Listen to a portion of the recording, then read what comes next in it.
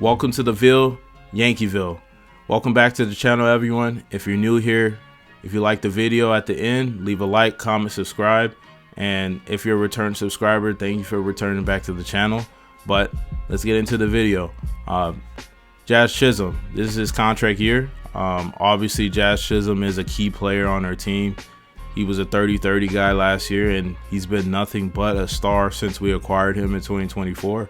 And this year is a very important year in his career and a very important year for the 2026 Yankees in general.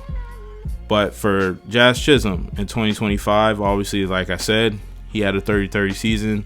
He had a really great season. He had 242, 31 home runs, 80 RBIs, 31 stolen bases, 813 OPS with 125 OPS plus. Obviously, Jazz Chisholm was elite last year. By a lot of metrics, he's considered as a second baseman off of his season that he had last year. Obviously, he's behind Ketel Marte, who's in a different stratosphere as far as with production, being a switch hitter, hits for a lot of contact, his power, plays with great defense. Ketel Marte is in a different stratosphere. Jazz Chisholm's not too far behind, but Ketel's in his own league. But as far as with Jazz Chisholm, great 2025 year, and hopefully 2026 can be a little bit of the same.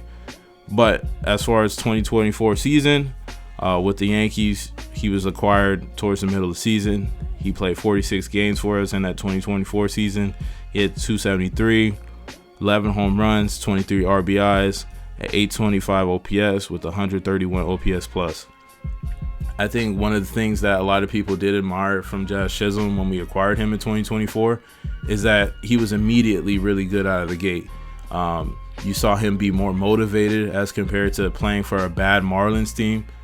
It gets real when you're playing in the pinstripes and you're playing in front of all those people that have playoff expectations. Actually, not even playoff expectations. We have World Series expectations every year. We can be a little bit greedy, and we want the best players, and we always want the best for the players. But Jazz, he definitely turned it on as soon as he came to the team in 2024, and you saw that in 2025. But as far as 2025, like I said, he had a really great year. He was a Silver Slugger at second base, and he was an AL All-Star. Jazz Chisholm, he was able to be an All-Star alongside Judge, and he was the best second baseman in the league hitting-wise as far as in the AL. But Jazz Chisholm, really great talent, and this is going to be a great contract year for him. Obviously, we saw Trent Grisham in his contract year last year, and hopefully we could see kind of the same, up in production. Jazz has only gone up since he's been on the team. But as far as Jazz, let's kind of look at his baseball reference. So when it comes to Jazz's baseball reference in 2026, his projected stats as far as for the season is slating him at a 25 home run clip, hitting about 251, 70 RBIs, 28 stolen bases, 49 walks with the 779 OPS. So they're kind of slating Jazz to take a little step back as far as 2025. They're slating him to hit for a little more contact, sacrificing a little power, and overall just kind of a little bit of a back step. He's going down to a 779 OPS, so that'll probably project to be about a 110 to 115 OPS plus. And I mean, these stats aren't bad, but I don't think this is kind of something we should expect from Jazz in a contract year who's looking to get paid. You really can't turn in this stat line. I mean, this stat line's really good, 25 home runs, 28 stolen bases. That's basically a 25-25 season, which isn't bad, but we definitely want to see a little more out of him in 2026. But as far as his career stats, like we talked about in 2024, he was acquired in the middle of the season. But as far as that first part of 2024 with the Marlins, he was hitting 13 home runs, 50 RBIs, hitting about 249 with a 730 OPS and 101 OPS plus. I think that is a very key stat right there. He was only a little above league average on the Marlins. Like I said, with the motivation and playing with better team, with better players in a stadium that's catered to your swing, he definitely saw that big uptick in production. Like we said before, he came to the Yankees. He only played 46 games, basically half the amount of games that he played on the Marlins, and he hit about the same amount of home runs. He hit 11 home runs. He had an 825 OPS and 131 OPS plus. He instantly became a lot more productive. Obviously, 2023, he hit about 250, 24 home runs, 73 RBIs with a 760 OPS, 110 OPS plus. 2022, he hit 14 home runs, 45 RBIs, 254, 860 OPS. But basically, the 2023 and the 2022 season, he definitely had some injury concerns there. 2021, 248, 728 OPS, 18 home runs, 53 RBIs. But overall, when it comes to Jazz Chisholm, he's been a guy that has definitely improved over time. On the Yankees, he finally cracked over 20 home runs in the season. And basically, what do we really see from Jazz Chisholm going forward? Like I said before, I think he can maintain the 30 home run pace. Hopefully we see him in 35 or 40. It's definitely looking well as far as his projections.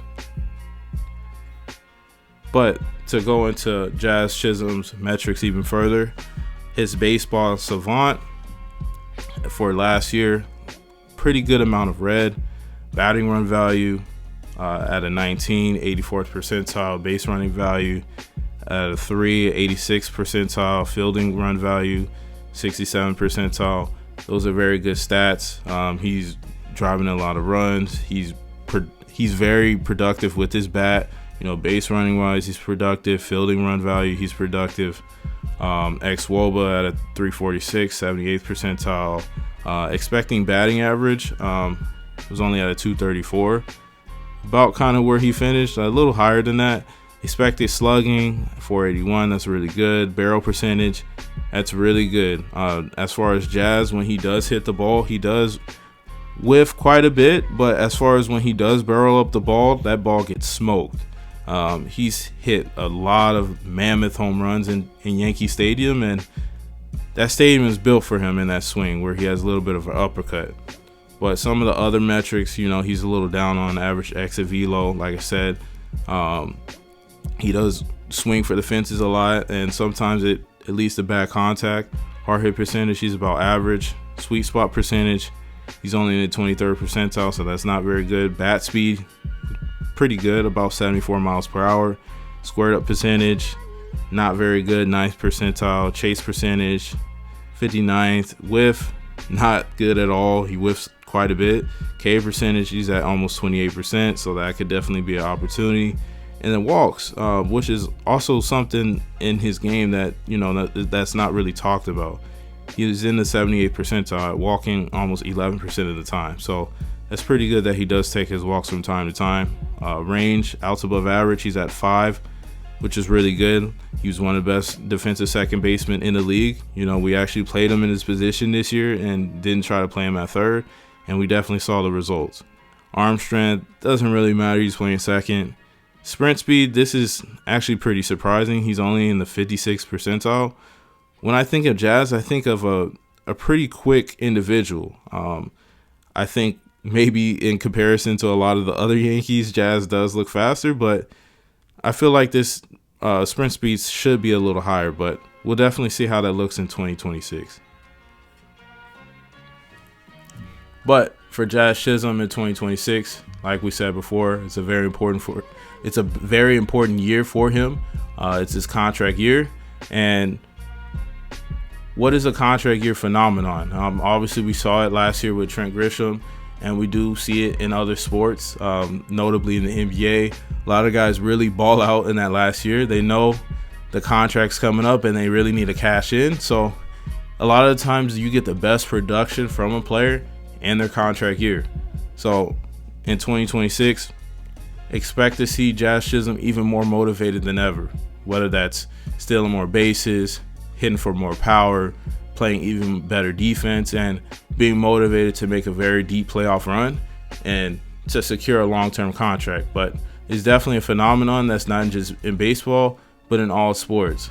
Athletes really want to get paid, and I support them getting paid. Get the money, just got to really produce. But like I said, can Jazz repeat 30-30, or can he even produce even higher to be a 40-40 guy? I think Jazz, we saw his baseline last year be at 30-30, and he also missed quite a few weeks in the season. So I think there is some noise in the sample size for him, and I think he really can be a 40-40 guy. I think if he really locks in with his swing as far as what he can and can't hit, and knows his swing and what he hits well, he can definitely be a 40-40 guy. I think Jazz Chisholm's very talented. A lot of people in the league think he's talented as well. He's number 2 second baseman as regarded as far as with rankings, but I think Jazz really does have a shot to go 40-40 and secure a long-term contract and be an all-star again, possibly win another Silver Slugger and secure a long-term contract from the Yankees. I think that's definitely the plan. I think the Yankees need to lock him down. I think he's definitely in the prime of his career at 28 years old. Definitely want to see him continue to be a Yankee, and I think a lot of the fans resonate with him. It's definitely been a great time to see him on the team. He has a great personality, big personality. He brings something that the Yankees have never had before, and I love Jazz Chisholm on the team. He's maybe even my second favorite player on the team. But let me know what you think down below. Let me know what you think as far as the expectations for Jazz Chisholm going into 2026. How do you think he's going to produce this year? Do you think he's going to have a great season or a good season or even a bad season? But let me know what you think. But until next time, welcome to the Ville, Yankeeville.